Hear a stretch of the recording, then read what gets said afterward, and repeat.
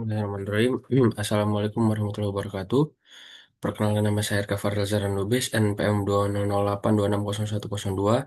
Jadi ini pada blog hematologi saya akan membahas tentang rheumatoid arthritis.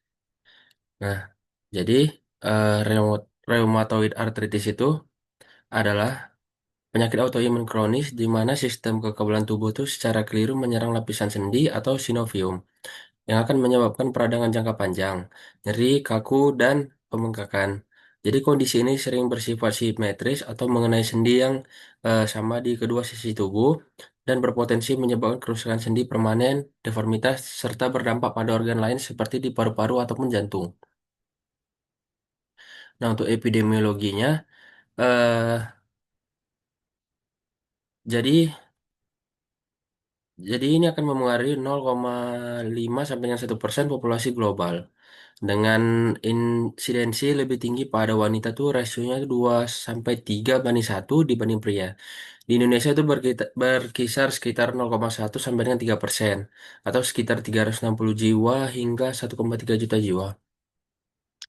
Nah, lalu untuk etiologi dari rheumatoid arthritis ini sendiri, eh, bisa karena faktor penyebab dan risiko rheumatoid arthritis, ini mana itu ada autoimun, kemudian ada faktor genetik. Jadi faktor genetik ini adanya gen tertentu terutama HLA, DRB1 atau epitop yang bersama. Kemudian ada juga faktor lingkungan. Jadi faktor lingkungan ini seperti merokok atau faktor risiko lingkungan terkuat. Lalu ada faktor lingkungan, ada infeksi, jadi infeksi bakteri atau virus seperti Epstein-Barr atau Cytomegalovirus. Kemudian ada paparan debu. Nah, untuk faktor hormonalnya itu dan hemografinya itu, jadi rheumatoid arthritis ini lebih sering menyerang wanita dibandingkan pria, menunjukkan peran hormon seks dalam perkembangan penyakit usia parubaya 20 sampai dengan 50 tahun. Lalu untuk faktor lainnya itu ada obesitas. Jadi obesitas, stres fisik atau emosional dan penyakit periodontal atau gusi juga dapat berkontribusi pada rheumatoid arthritis ini. Nah, untuk patofisiologi dari rheumatoid arthritis ini, yang pertama tuh ada faktor lingkungan atau sitrulinasi protein. Jadi pemicunya itu ada interaksi genetik dan faktor lingkungan seperti merokok, infeksi, dan memicu respon imun. Kemudian akan terjadi sitrulinasi protein atau modifikasi arginin menjadi citrulline. Lalu ada anti-CAP jauh sebelum gejala muncul. Kemudian ada juga fase sinovitis yang lain sebagainya itu ada aktivasi imun di mana si sel T ini yang kemudian akan mengaktifkan sel B dan makrofag. Kemudian akan merusakkan sendi, akan terjadi kerusakan sendi dan akan menyebabkan manifestasi klinisnya itu seperti nyeri, bengkak, dan peradangan sistemik. Nah, untuk manifestasi dan atau tanda dan gejala dari rheumatoid arthritis ini adalah eh, yang artikular itu adalah seperti poliartris, simetris, itu nyeri dan peradangan yang terjadi pada sendi yang sama di kedua sisi tubuh. Lalu bisa juga kaku pada pagi hari atau disebut dengan morning stiffness. Kemudian untuk lokasi umumnya ini biasanya sendi-sendi kecil, terutama pada tangan, pergelangan tangan, kaki, lutut, dan pergelangan kaki. Untuk karakteristik sendinya ini, dia tuh bisa sendi terasa nyeri, bengkak, hangat, dan kemerahan. Untuk penurunan pada sendinya itu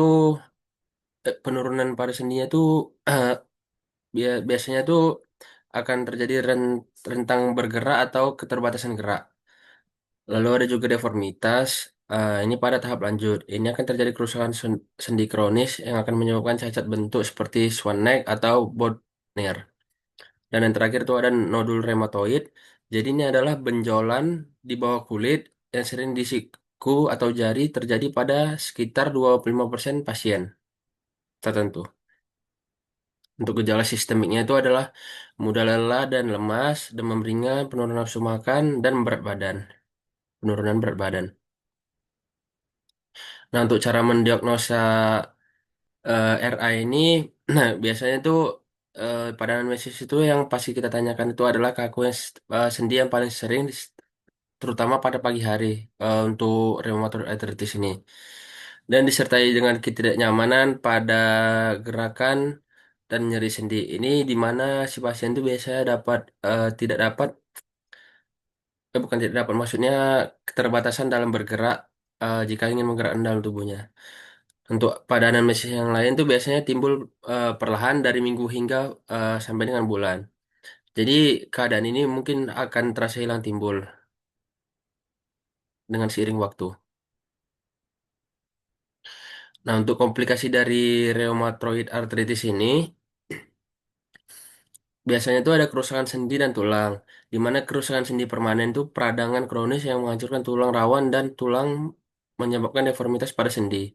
Lalu osteoporosis, jadi penipisan tulang yang meningkatkan risiko patah tulang, sering diperparah penggunaan obat steroid jangka panjang. Kemudian ada komplikasi kardiovaskular, ini biasanya pada jantung dan pembuluh darah, yang dimana akan terjadi peningkatan risiko serangan jantung, stroke, dan penyakit jantung koroner. Lalu ada pula komplikasi-komplikasi paru-paru. Jadi ini biasanya seperti fibrosis paru, yang dimana akan terjadi pembentukan jaringan parut eh, pada pada paru yang akan menyebabkan sesak nafas. Lalu ada juga pleuritis, ini di mana akan terjadi peradangan pada selaput paru. Kemudian ada nodul paru, ini adalah berupa penjualan pada jaringan paru.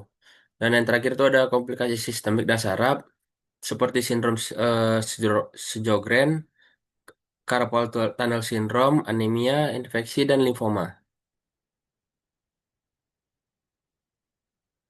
Dan yang terakhir itu ada tata laksana dari RA ini atau rheumatoid arthritis. Yang pertama itu ada terapi farmakologi, di mana yang akan menggunakan DMARDS atau Disease Modifying Anti-Rheumatoid Drugs. Ini merupakan terapi utama untuk memperlambat perkembangan penyakit dengan methotrexate atau MTX sebagai lini pertama.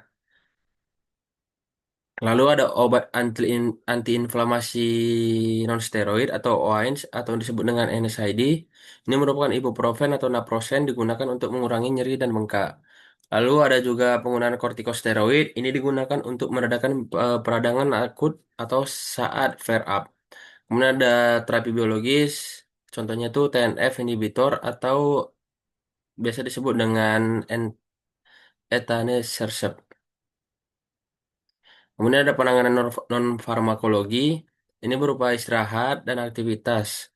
Nah, jadi di mana si penderita ini akan dianjurkan untuk membatasi aktivitas berat saat peradangan aktif, namun tetap menjaga mobilitas. Kemudian ada kompres, ini menggunakan kompres untuk nyeri akut atau kompres hangat untuk kekakuan pada sendi. Lalu ada juga fisioterapi dan terapi okupasi, ini juga membantu menjaga fungsi sendi dan meningkatkan kekuatan otot. Kemudian ada tata laksana untuk non nutrisi ini, diet sehat termasuk omega 3 dapat membantu mengurangi peradangan. Dan yang terakhir itu ada tindakan lanjut ataupun operasi. Jadi ini jika terjadi kerusakan sendi yang parah, prosedur operasi seperti sinovektomi atau antroplasti atau pergantian sendi dapat dipertimbangkan untuk pada penyakit rheumatoid arthritis ini. Baik, mungkin itu saja yang dapat saya jelaskan pada presentasi kali ini. Lebih dan kurang saya mohon maaf. Berikut referensi yang saya gunakan untuk membuat mind map ini. Eh, saya tutup dengan doa penutup majelis. Subhanakallahumma wa bihamdika asyhadu alla ilaha anta astaghfiruka wa atubu ilaihi. Terima kasih. Assalamualaikum warahmatullahi wabarakatuh.